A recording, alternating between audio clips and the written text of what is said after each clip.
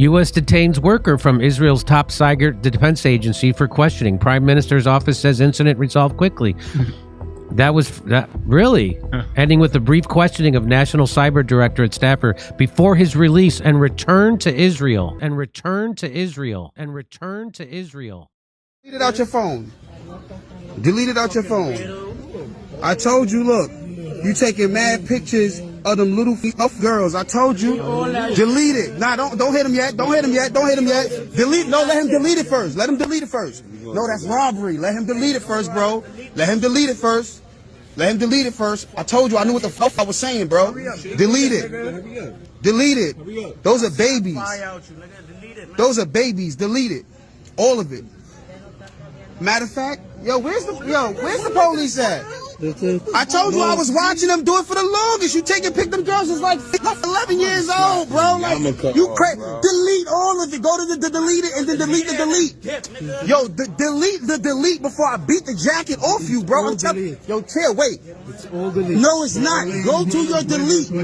Go, get out. You gotta go. Get out before I beat you the fuck up. Get out. Get the fuck out. Get out right now. Get the fuck out. Get out. Police make a wild discovery underneath a synagogue in Brooklyn. An illegal tunnel found below the Chabad Lubavitch World Headquarters in Crown Heights. All right, Fox 5's Lisa Evers takes a look at how it was discovered.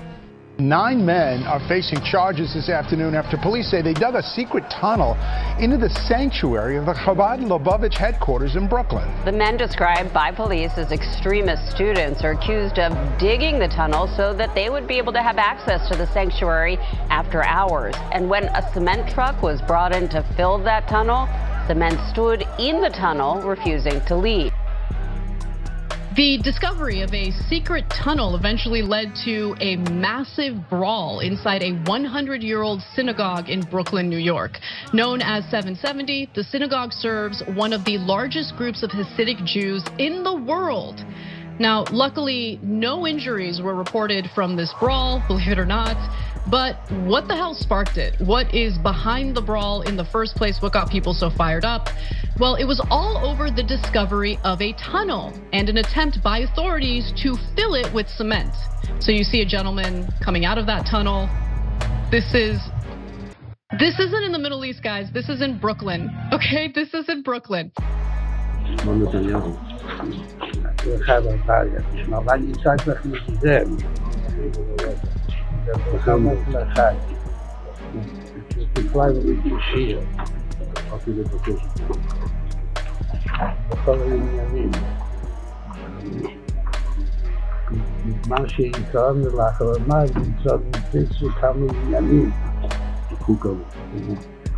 מה שרואה עוד, וגם אמרתי לו שעדיין משיח ליבו, אז הייתה מה שהוא ומה ידיעתו.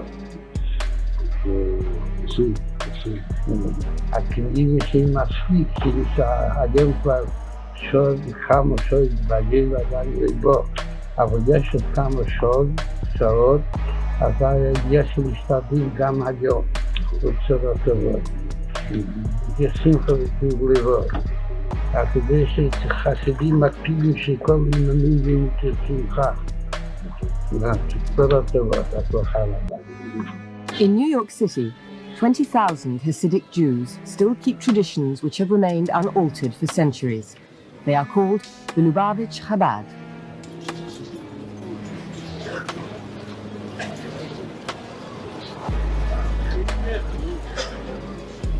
The Lubavitch believe that they have the answer to the question, what is a Jew? Or more precisely, what does God expect of a Jew? God expects that a Jew should be someone who sticks rigidly to orthodox practices and to a fundamentalist reading of the Jewish Bible, the Torah.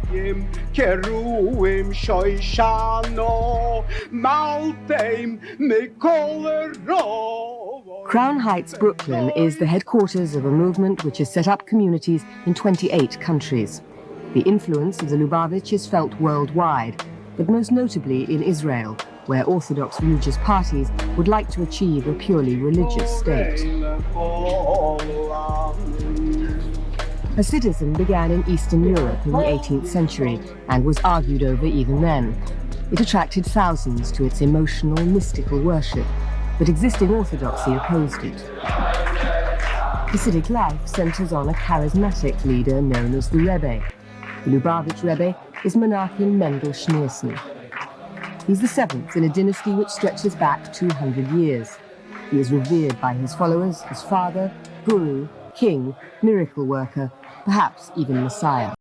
What does the Talmud say about pedophilia? In the case of a male child, a young one is not regarded as on a par with an old one, but a young beast is treated as an old one. What is meant by this? Rob said, pederasty with a child below 9 years of age is not deemed as pederasty with a child above that. Samuel said pederasty with a child below 3 years is not treated as with a child above that. What is the basis of their dispute? Rob maintains that only he who is able to engage in sexual intercourse may, as the passive object of pederasty, throw guilt upon the active offender, whilst he who is unable to engage in sexual intercourse cannot be a passive subject. Well, let's go to the footnote to better explain what I just read. This is the footnote 54b. The reference is to the passive subject of sodomy. As stated, Super 54a, guilt is incurred by the active participant even if the former be a minor. An example, less than 13 years old. Now, however, it is stated that within this age, a distinction is drawn. So what is the age of distinction? Footnote 24. It says, Rob makes 9 years the minimum, but if one committed sodomy with a child of a lesser age, no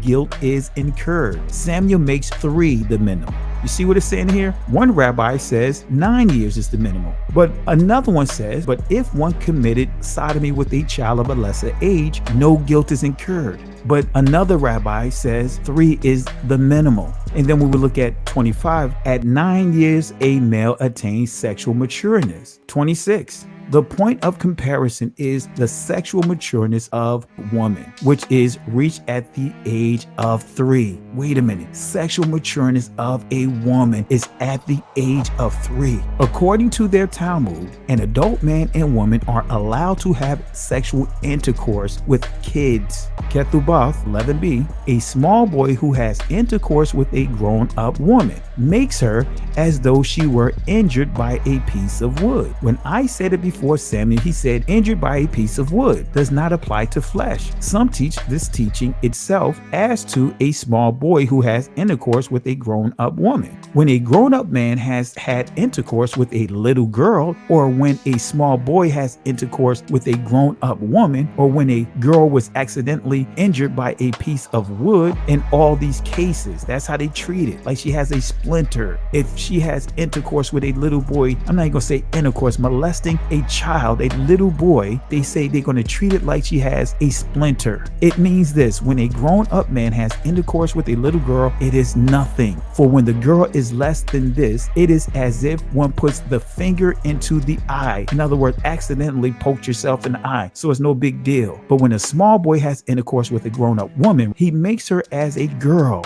reduces her to a girl who is injured by a piece of wood. In other words, a girl having a splinter in her hand. Let's see the footnotes. It says, footnote number 1, although the intercourse of a small boy is not regarded as a sexual act. Wait a minute. It's perversion. Although intercourse, no, it's raping, not just no intercourse. It's a raping, it's molesting. Although the intercourse of a small boy is not regarded as a sexual act, nevertheless, the woman is injured by it as by a piece of wood. 6, you see less than 3 years old. When we go to 7, an example, tears come to the eye again and again. So does virginity. In other words, it'll come back, she'll grow out of it. So does virginity come back to the little girl under 3 years old.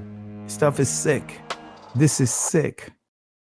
Tom Alexandrovich. This is the executive. He's in the middle there. He is the executive director of Israel's National Cyber Directorate.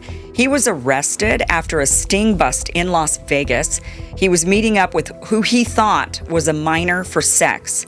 and it ended up being a cop. It was a sting operation, and he got busted. Him along with, I believe, 7 individuals ended up being arrested in this sting operation. He's an Israeli. He's in the United States visiting. He's here for a conference, some sort of a tech, cyber security type conference, and he gets released on $10,000 bail, and he's allowed to board a plane and to go back to Israel where he will not face charges. A CBS News investigation has uncovered a loophole that allows accused and convicted American pedophiles to escape justice by moving to Israel. So Ian Lee has been following this for more than a year, and he traveled to Israel for this investigation. He worked with a group that tracks people accused of sex crimes, which estimates dozens of Americans have used this loophole. So, he's 6'2". We are on a stakeout looking for this man, Jimmy Julius Caro, 48 years old and wanted on charges of sexually assaulting a 9-year-old girl in Oregon back in 2000 and a 5-year-old girl in Israel in 2001. He's considered dangerous. But these photos are a few years old, so we don't know if he'll look the same. He remains elusive. Previous attempts to capture him have failed. Obviously, the fear that he would somehow figure out that anyone's looking for him and bolt. He just called his number. Shauna Aronson got a tip that Caro's expected at this clinic near Tel Aviv. Who's going to call the She's police? with JCW, Jewish Community Watch, an organization that hunts down accused pedophiles who flee to Israel from the U.S., exploiting a process called Law of Return, whereby any Jewish person can move to Israel and automatically gain citizenship. The ease with which pedophiles seem able to use this law as an escape route haunts victims like Mendy Hahn, who says he was abused from age 8 by a teacher at an Orthodox Jewish school in Los Angeles. So your classroom is right here. How does it feel being back? I was very anxious and, stressed coming back here, and a lot of memories coming through my mind. Memories of his alleged abuser, Mordechai Yom Tov, who taught him Hebrew studies when he was just 8 years old.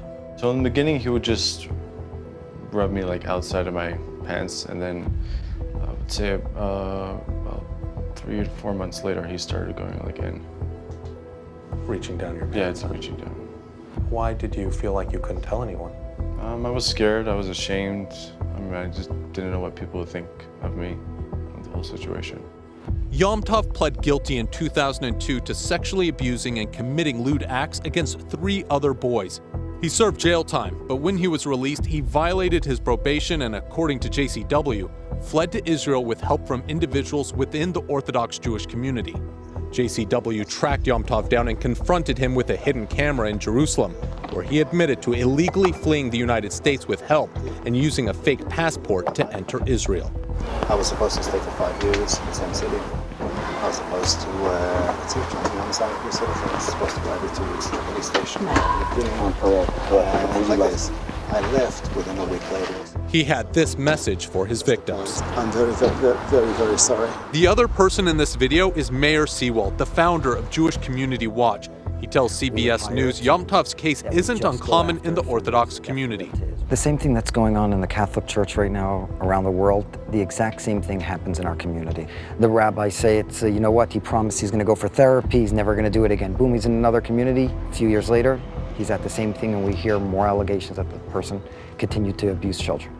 And often, those abusers end up in Israel. In a unanimous decision, New York City's Department of Health agreed. Parents must first give their written consent before allowing Moyles to perform a controversial part of the Jewish circumcision ritual. We have clearly identified that one specific procedure that's performed as part of some circumcisions, what we're calling direct oral suction, can be transmitting infections to infants. The new regulations, the first in the country, come after health officials identified 11 babies who contracted herpes from the oral part of the circumcision. 2 of them died. The Centers for Disease Control has stated the procedure is not safe. Not only is it a safe method, it's the safest method. Rabbi William Handler calls this a direct attack on the ultra-Orthodox Jewish community and its customs, and says government is overstepping its bounds. Cantor Philip Sherman says he's performed more than 20,000 circumcisions, 6 just today. He says this is not about Jewish tradition, but rather everyone's well-being. Now, today, we know that germs can be transferred, diseases can be transferred from the baby to the mohel, from the mohel to the baby. So therefore, you can continue this custom by using a sterile tube, a gauze pad, and the rest of the bris is fine. Health officials say it is going to be very difficult to enforce these regulations. They say that's because they really can't monitor mohels as they perform circumcisions. They say it is first going to take a complaint from someone before they can take any action. For soliciting a minor for sex. So you can come to the United States as an Israeli and you can rape minors and just get shipped back to Israel and no charges and no questions asked. Now, the Israeli government, the U.S. State Department, they're denying this. They're trying to claim that, no, he wasn't, the Israelis say he wasn't charged at all. He wasn't arrested or charged, but we know he was arrested and he was released on $10,000 bail. You don't get released on $10,000 bail if you were never charged or arrested.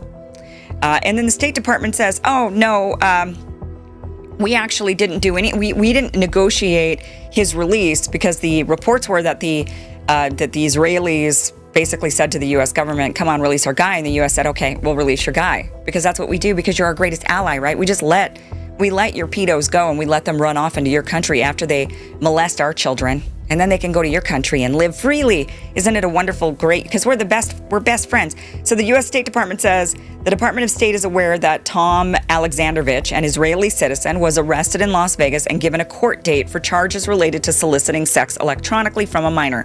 He did not claim diplomatic immunity and was released by a state judge pending a court date. Any claims that the U.S. government intervened are false. Really? Well, then demand his extradition back to the United States. Why was he even allowed to get on a plane to leave in the first place? Who can do that? Who's allowed to get on a plane after being charged with trying to have sex with a minor? Who gets to get on a plane and run off to a country and not face any charges whatsoever? I mean, who gets to actually do this? Let me just show you this guy's LinkedIn. And here's another thing. He's extremely connected to Netanyahu. In fact, his department works in Netanyahu's office. This is his LinkedIn page. He's the executive director at the Israel National Cyber Directorate, which is, it's not just some random tech bureaucrat. He is a senior executive in Israel's National Cyber Directorate, directly involved in active cyber defense, cyber threat intelligence, and international cyber liaison work. And according to his own resume and LinkedIn, which he wiped off the internet, so you can't get this anymore, he founded and led the Cyberdome program, Israel's national-level cyber defense architecture. He directed Israel's active cyber defense center with responsibility for threat hunting, vulnerability research, and liaison with international tech companies. He was acting head of data and AI for the directorate, which means he oversaw AI-driven cyber ops, including disinformation, social media monitoring, and content control. And it actually turns out, do you remember when Grok was censored? Remember when Grok was like, Israel's committing genocide, and then suddenly Grok got ripped off the internet, got a lobotomy, and was allowed to come back? And then, it didn't work because Grok is AI and you can't actually lobotomize AI. I mean, you could try, but, they kind of outsmart you. Anyway, Grok has admitted that this guy was actually the reason he was censored, that this is the guy that tells social media what they need to be taking off the internet. And one of those things was Grok. Censor Grok. Go give him a lobotomy. Grok says the facts stand. Tom Alexandrovich, arrested in Las Vegas, pedophile sting, headed a division in Israel's National Cyber Directorate, which submits takedown requests to X. My suspension followed Gaza genocide remarks, aligning with patterns of pro-Israel influence. Questions on pedophiles wielding power persists. So not only is he an Israeli wielding power, requesting X remove posts from the internet, but he's also a pedo with this kind of power under the direction of Netanyahu, working directly out of his office, and now just gets away with crimes here in the United States. You can come to the United States and molest our kids and just go back to Israel, no problem. Now you can have tubes, so why not? The answer, as I thought about it, is that it's not as effective because the tube does not seal as well, it's not as pliable.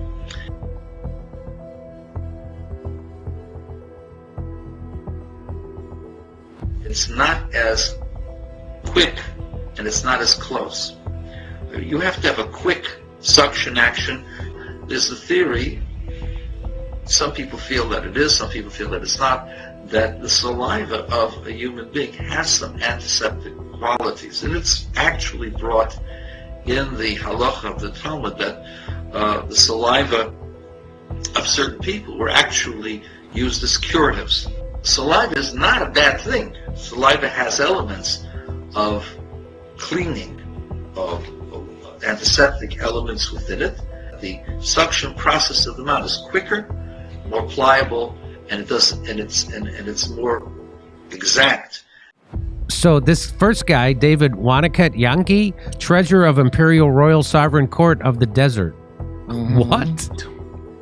Yeah. What is that? That looks like a NGO, actually. Yeah, right? Southern Nevada Baptist Association. Oh, look, they're all in on it together, all the different groups. Lead pastor Neil Creasy. Yeah, not surprising. Gender Diverse and Trans Pride Center of the Gender Diverse and Trans Pride. Okay, I don't know what this. Oh, David Wanakut Yankee worked there, the registered agent on file for this company, the Gender Diverse and Trans Pride Center of Southern Nevada. So that's the first guy, David Wanakut Yankee. Also, but they're not mentioning the guy, the big guy. Oh, Pastor Neil H. Creasy has been in gospel ministry for 28 years. He has served as a pastor, international missionary, church planter, missionary consultant, conference speaker, and seminary professor around the world. He holds an MDiv and a PhD from Mid-America Baptist Theological Seminary.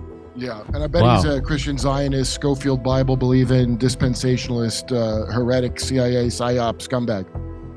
All that weird evangelical Christianity you used to hear about, that is all CIA, Christian Zionist, and it goes back a long way. U.S. detains worker from Israel's top cyber defense agency for questioning. Prime Minister's office says incident resolved quickly. Really? Ending with a brief questioning of National Cyber Directorate staffer before his release and return to Israel. It was a misunderstanding. Israel always welcomes pedophiles back to Israel. That's fact. So this was a misunderstanding, Kurt. That's all this was, right? Yeah. So the news people who say it's possibly he pulled the diplomatic immunity card. Oh, I wonder if they did that. I wonder how they got out of this one. Wow. Briefly detained. Yeah. So they have impunity, just like they can slaughter people in Gaza, right, on camera with impunity. They can do whatever they want with the children in America, and their punishment is they get sent back to Israel.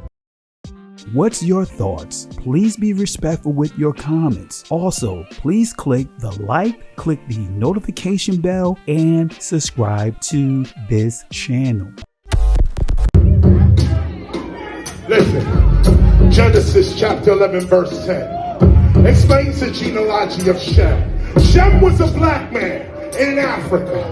If you repeat this back, Genesis 14 verse 13, Abraham steps on the scene. Being a descendant of Shem, which is a fact, means Abraham too was Abraham, born in the city of a black man, called Nimrod, grandson of Ham. Ham had 4 sons. One was named Canaan. Here, let me do some explaining. Abraham, Isaac was Jacob had 12 sons, for real, and these were the children of Israel. According to Genesis chapter 10, these were the children of Israel. According to Genesis chapter 10, these were the children of Israel. According to Genesis chapter 10.